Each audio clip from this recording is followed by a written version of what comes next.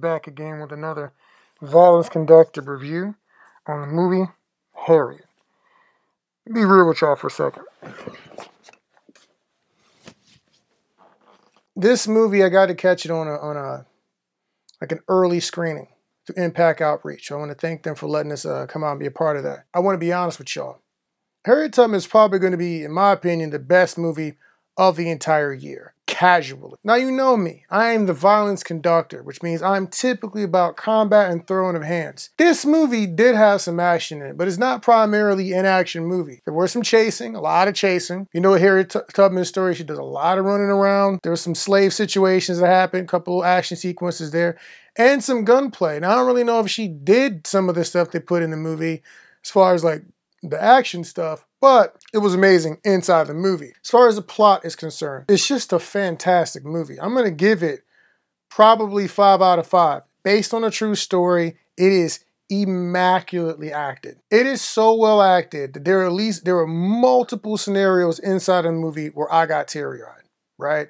One of the interesting things about the movie is the way that Harriet Tubman deals with people. When you disrespect her, or you doubt her or call her something into question, she does not just let it slide like they do in other movies.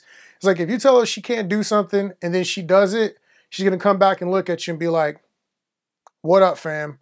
What did I tell you? All right, I was right, right? You know that now? All right, now we're good." I like that in movies. It's snarky. So this movie was pretty funny. It was very entertaining. Obviously, you know, there was Negro slaves, so there was some really good singing in there as well. Got you all emotional. I even like how in her interaction with John, when they have their situations, there's things that she does that makes the relationship not function correctly.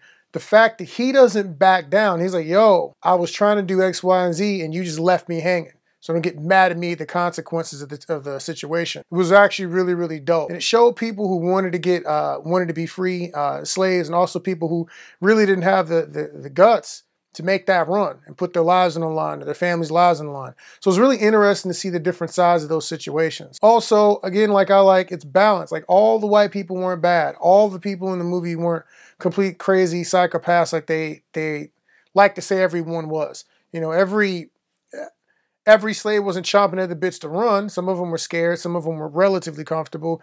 And, you know, every white person in the movie wasn't a complete, like, heartless rapist, cannibal, psychopath. And then one of the bad dudes that was helping him out, helping the slave trackers, was actually a black dude.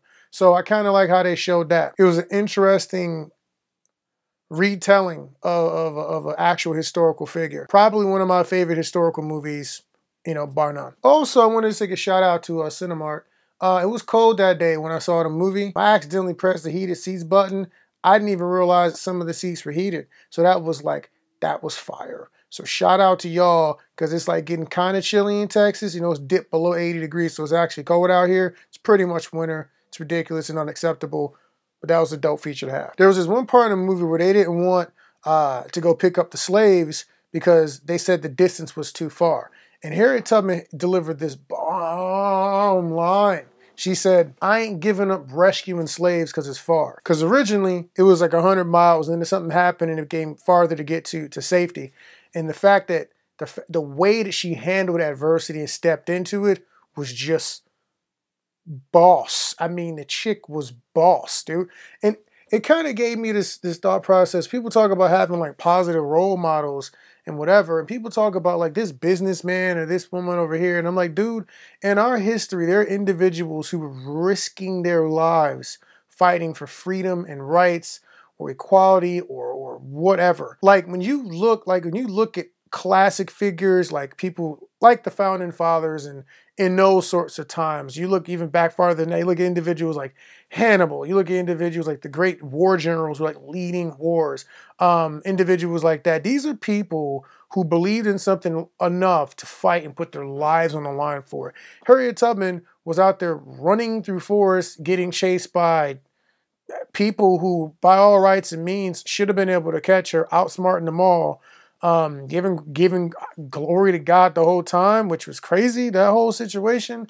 There was some wild, really, really wild stuff that would have told you that she had no business being as successful as she did, being a woman, all those different things. None of that stuff stopped Harriet Tubman. So when these women are looking for like a proper female role model, I don't know how or if that name is coming up, but you need to put Harriet in the mix because I'm going to tell you right now, hashtag don't nobody want her with Harriet. Another thing is she did that I love is there's a particular point in the movie where she has to jump shotgun on a horse and she's like on the back and they're trying to flee. I like the fact that she ain't just like wrap up and say, oh God, drive faster. Nah, she like turned around, did what a shotgun's supposed to do, pulled out, I mean, it wasn't a shotgun, it was a musket, but she's like, bow, just letting them off. So I really appreciated that. The action in this movie, as far as the hand was concerned, there wasn't a whole lot of it, but what I saw, I really did like, and it all made a whole lot of sense. And I liked all the creeping around, the sneaking around and stuff, and the fact that she was like one of the first like double agent spies or something crazy, and she led like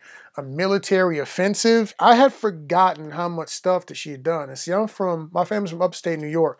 I used to live in Auburn, and there's actually like that area, if you watch the movie, is that area of New York is important.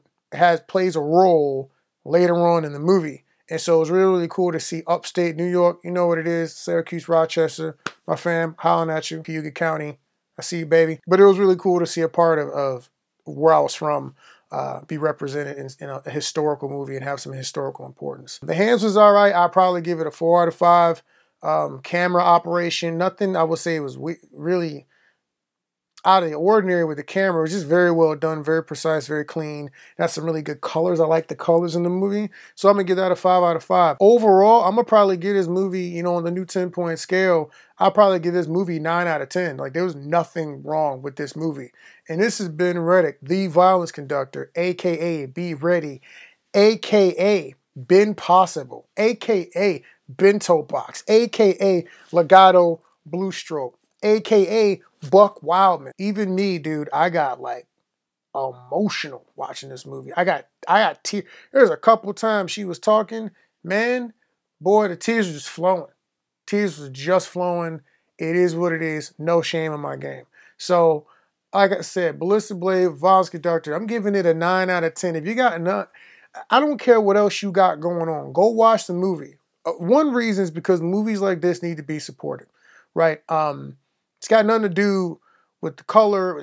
That's not what I'm talking about. Even though you probably should support it for that reason, but that's not what I'm discussing. This is a diverse movie. It's because it's just a fantastic story that's well told, and it's about something of importance, and it matters.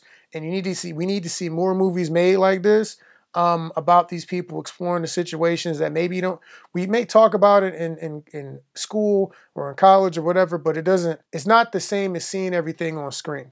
Somebody could tell you about William Wallace, but watching that play out in Braveheart, watching that play out, that's a different type of situation. They talk about the Passion of Christ, but when you see it, and you see like the brutality of everything that's going on, like dramatized, it hits us a little different. Fantastic movie. Make more like it. I'm really loving her. She was great in what was that movie? I'm so bad about that sometimes. Anyways, like I said, 9 out of 10. Yes, it's worth the $14. Go drop the money to go see the movie as soon as possible. I'm telling you that. It's good for you. It's good for the kids. Everybody who can see the movie, go watch the movie.